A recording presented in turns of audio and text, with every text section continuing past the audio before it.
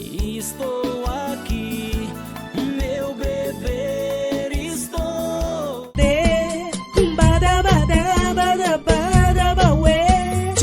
Esse ser humano aí que eu postei a foto é uma das pessoas mais embrutecidas que eu conheço, mas ao mesmo tempo é um dos maiores corações.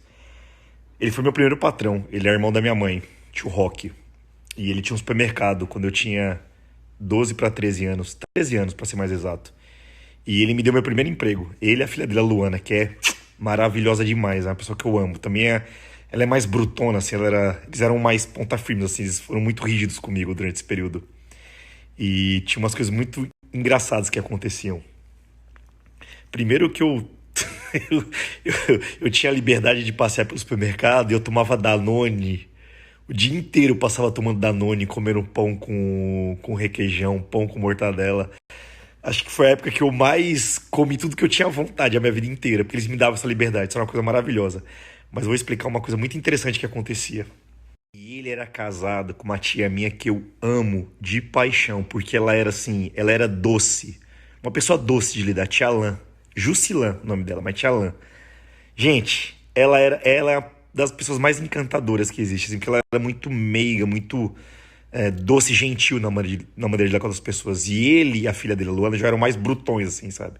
E o Ícaro, que era o filho caçula, é meu amigo, um dos meus grandes amigos da vida.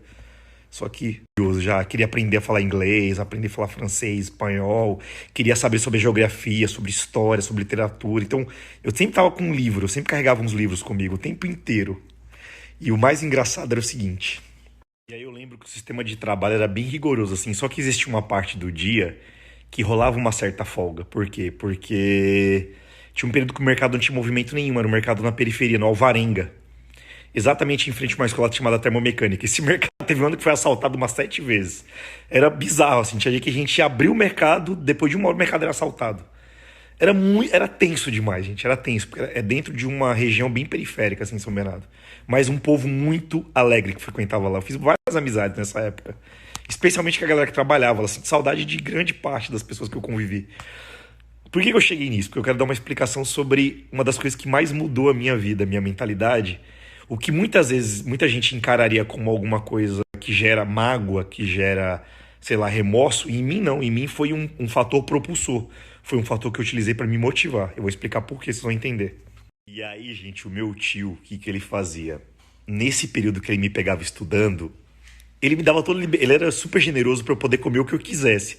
Tanto é que se calculasse, acho que o que eu comia de Danone era muito mais do que o meu salário. Se tivesse que abater o que eu comia, eu tava fugido, não tinha nada para receber no final do mês, porque eu comia demais. Salgadinho, Danone, tudo que eu tinha vontade, sorvete, chocolate.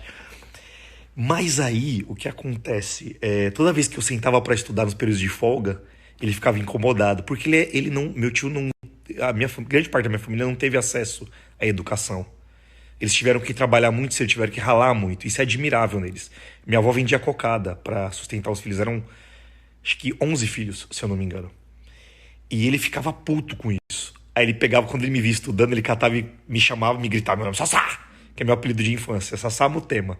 E aí ele vinha e me dava uma vassoura para eu varrer o supermercado, ou então um rodo, um balde para eu lavar a parte do estacionamento. E na hora que ele fazia isso, o meu coração se enchia de um ódio tão fulminante. Mas era um ódio tão absurdo que eu sentia, porque ali era o meu momento prazeroso que eu projetava a minha vida. Naquele momento que eu estudava um livro sobre Paris, a história de Londres, ou sobre o absolutismo, naqueles momentos que eu estudava, eram os momentos que a minha mente sonhava, que eu viajava, sabe? Que eu projetava a minha cabeça em possibilidades. Era um momento que eu criava possibilidades futuras, porque, obviamente, todos os dias que eu chegava lá, eu fazia minha tarefa com bom humor, sendo gentil com todo mundo, mas óbvio que aquilo não me satisfazia, aquilo não me preenchia. Eu falava, isso aqui é provisório. Eu sempre tratei coisas que eu considero momentos desagradáveis, momentos obrigatórios, como coisas provisórias. Eu acho que isso é uma coisa que a gente tem que fazer. Quando você estiver fazendo alguma atividade que você não gosta, trate aquilo como provisório, tá? Para ser algo propulsor de um momento futuro.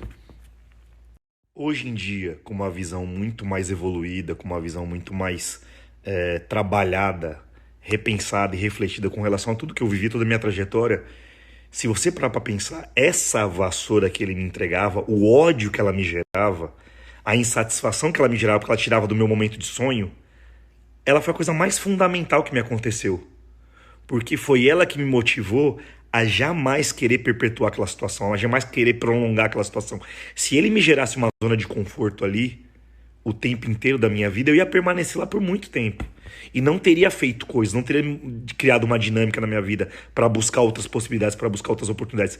Talvez você precise aprender a enxergar que coisas que te gerem descontentamento, que te gerem desconforto, são fundamentais para você se projetar em novas possibilidades. É isso que eu queria dizer. Aquela vassoura foi uma mola propulsora para eu querer mudar minha vida. É zero rancor. Em várias ocasiões eu ia embora do supermercado quando acabava meu expediente. Meu tio bebia muito, assim. Ele era um bruto. Ele era um cara muito bruto. Ele não sabia calcular as palavras. E várias vezes ele disse coisas que eram, sabe, que causaram uma certa mágoa momentânea. Mas jamais coisas que se perpetuaram. Jamais coisas que eu utilizo como rancor. Tanto é que eu amo ele de paixão. Por quê? Porque eu aprendi a entender que nem ele tinha culpa de algumas agressões verbais que ele cometia, nem ele tinha culpa de ser tão bruto. A vida embruteceu ele. E infelizmente ele não teve as mesmas possibilidades ou uma visão que eu tive pra querer modificar a minha vida. Meu tio é um puta de um trabalhador, um guerreiro, sabe? Batalhou a vida inteira. Mas a vida meio que embruteceu ele um pouco. Só que o que salva ele, que faz com que eu ame ele de paixão, ele tem um coração do tamanho do mundo. E quando a pessoa tem um bom coração, por mais que ela seja ríspida com as palavras, um coração salva ela de qualquer tipo de julgamento. Jamais te julgarei, tio Rock. Só pra finalizar, uma vez eu li, isso é uma frase, um raciocínio de um autor, acho que é o Gil Vicente, é um autor da literatura portuguesa. E tem uma frase de um dos livros dele que é extremamente irônica e ao mesmo tempo muito verdadeira. Que ela diz mais ou menos assim: é preferível burro que te carregue do que cavalo que te derrube. Então, eu entendo dessa maneira. É muito preferível na vida, é muito mais interessante você conviver com uma pessoa que seja bruta, que não tenha as feições bonitas de um cavalo, mas que esteja disposta a te carregar, esteja disposta a fazer coisas de coração por você, do que uma pessoa bela, com uma sofisticação na estética, mas que não seja capaz de fazer nada, não seja capaz de mover nada por você. É preferível burro que te carregue do que cavalo que te derrube.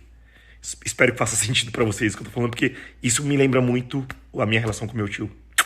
Beijo.